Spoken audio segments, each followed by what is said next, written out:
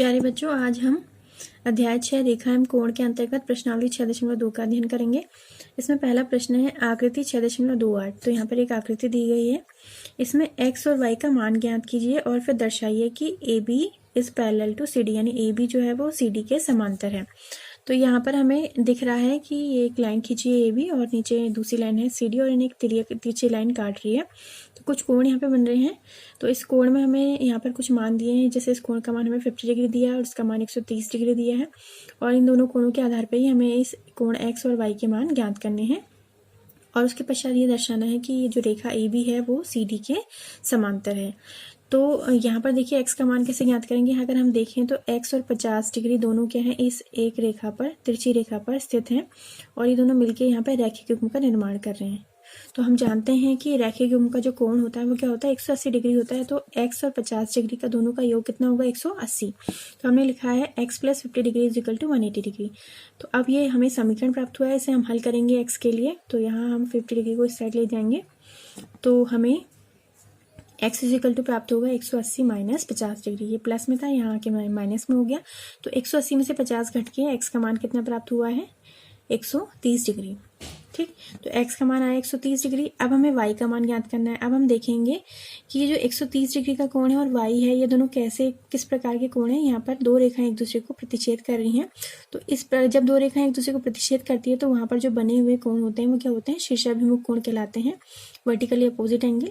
और ये दोनों क्या होते हैं, समान होते हैं, एक दूसरे के बराबर होते हैं। तो इसलिए y का मान भी कितना होगा, 130 डिग्री के बराबर होगा। तो हमने लिखा है y = 130 डिग्री। रीजन है शीर्षाभिमुख कोण। तो इस प्रकार हम देखते हैं कि x और y दोनों का मान क्या है, समान आया है, 130 डिग्री आया है। x और y दोनों क्या है, 130 डिग्री है। और साथ ही हम ये देखते हैं कि दो रेखाओं के बीच में स्थित हैं और कैसे एंगल है, जहाँ पर आपका जेड का फिगर बनता है तो वहाँ पे अल्टरनेट एंगल्स यानी एकांतर कोण युग्म बनते हैं। तो ये x और y जो है इन दो रेखाओं के अंदर स्थित अंतः कोण है और साथ ही दोनों क्या है, एकांतर कोण युग्म भी बना रहे हैं। तो एकांतर कोण युग्म तभी बराबर होते हैं, जब उनके मान तभी बराबर होते हैं जब दोनों रेखाएं जिनके बीच में ये एकांतर अंतः कोण युग्म स्थित हों वो क्या हो, समांतर हों। ठीक, तो यानी ये दो रेखाएं समांतर होंगी। उसी ये जो है शो हो रहा है क्योंकि इन दोनों के मान क्या है, बराबर आए। हमने इनको हल किया था तो उनके मान हमें बराबर प्राप्त हुए हैं। और साथ ही हम देख रहे हैं कि ये एकांतर अंतः कोण युग्म भी बना रहे हैं। तो इस केस में AB और CD को समांतर होना ही चाहिए। तो इससे प्रूव होता है कि AB जो है वो CD के समांतर है या पैरेलल है। अब बढ़ते हैं दूसरे प्रश्न की ओर। दूसरा प्रश्न है आकृति 6.29। ये हमें एक आकृति दी गई है, इसमें हमें तीन रेखाएं दी हैं, AB, CD और EF। तो यहाँ पे दिया है कि AB CD के समांतर है और CD EF के समांतर, यानी ये लाइन इसके समांतर है और ये लाइन इसके समांतर है। और हमें दिया है इसमें साथ ही कि कोण Y और Z का जो रेशियो है वो कितना है, 3:7 है। तो Y और Z ये दो कोण हमें दिख रहे हैं, इनका जो अनुपात हमें दिया है वो कितना है, 3:7। तो हमें x का मान ज्ञात करना है। तो हम हल जब इसे करेंगे तो हम लिखेंगे सबसे पहले कि हमें जो दिया है प्रश्न में कि AB is parallel to CD and CD is parallel to EF। अब यहाँ पर पहले बात करते हैं x और y की। x और y जो है ये दो रेखाएं हैं, समांतर रेखाएं हैं और इनको एक तिरछी रेखा काटी है। तो जब दो सीधी रेखाओं को एक तिरछी रेखा काटती है तो जो तिर्यक रेखा है उसके एक ही ओर बने हुए जो अंतः कोण होते हैं, अंतः कोण मतलब रेखाओं के अंदर से जो कोण होते हैं उनका योग कितना होता है, 180 डिग्री होता है। तो हमने यहाँ पे लिखा है x + y = 180 डिग्री। रीजन समांतर रेखाओं के जो है एक ही ओर बने अंतः कोण युग्म, या आप यहाँ पे तिर्यक रेखा भी लिख सकते हैं। फिर y और z को देखते हैं। तो y और z में कैसे संबंध निकालेंगे, देखिए यहाँ पर y में आपका कोण स्थित है तो यहाँ भी आपका क्या होगा, कोण y होगा। क्यों होगा, क्योंकि ये दोनों क्या है, करस्पॉन्डिंग एंगल यानी संगत कोण है। आपने देखा होगा कि f का फिगर हमारा जहाँ पे बनता है तो यहाँ पर जो कोण स्थित होता है वही कोण यहाँ पर भी स्थित होता है। तो इस रेखा को अगर हम देखें तो इस रेखा में ये f का फिगर यहाँ पे बन रहा है। तो ये जो कोण y है वो इस वाले कोण के बराबर होगा, यानी इसका मान भी y होगा। अब y और z में संबंध देखेंगे तो ये दोनों सीधी रेखा EF पर स्थित हैं और साथ ही ये दोनों मिलके क्या बना रहे हैं यहाँ पे रैखिक युग्म बना रहे हैं, यानी वाई और जेड का जो योग है वो कितना होना चाहिए 180 डिग्री होना चाहिए। तो हमने लिखा है Y plus Z is equal to 180 degree. Reason लिखा है रैखिक कोण युग्म।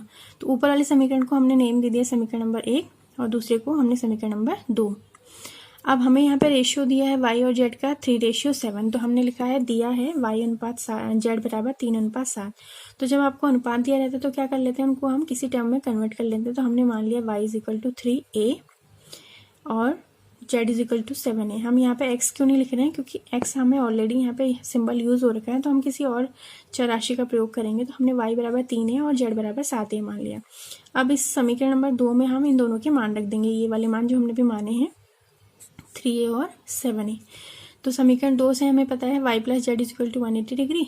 तो यहाँ पे y का मान रखा हमने 3a और z का मान रखा हमने 7a is equal to 180 degree. तो 3 और 7 कितना हो गया 10 a बराबर 180 डिग्री। तो a का मान ज्ञात करने के लिए हम 10 को बट्टे में ले लेंगे। तो a बराबर 180/10 बराबर भाग देंगे तो कितना होगा, 0 से 0 कट जाएगा। तो कितना शेष रहा 18 डिग्री। यानी इस चर राशि a का मान हमें कितना प्राप्त हुआ 18।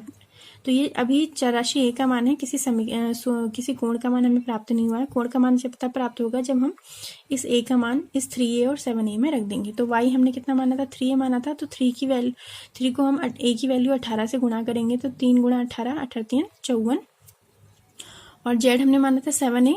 तो 7 × 18 18 126। तो हमें y और z दोनों के मान प्राप्त हो गए हैं। लेकिन प्रश्न में हमसे क्या पूछा है, x का मान पूछा है। तो x का मान हमें कैसे प्राप्त होगा, इस समीकरण नंबर 1 से प्राप्त होगा। जब हम इसमें y का मान रखेंगे तो हम लिखते हैं समीकरण नंबर 1 में y का मान रखने पर x plus Y is equal to 180 degree.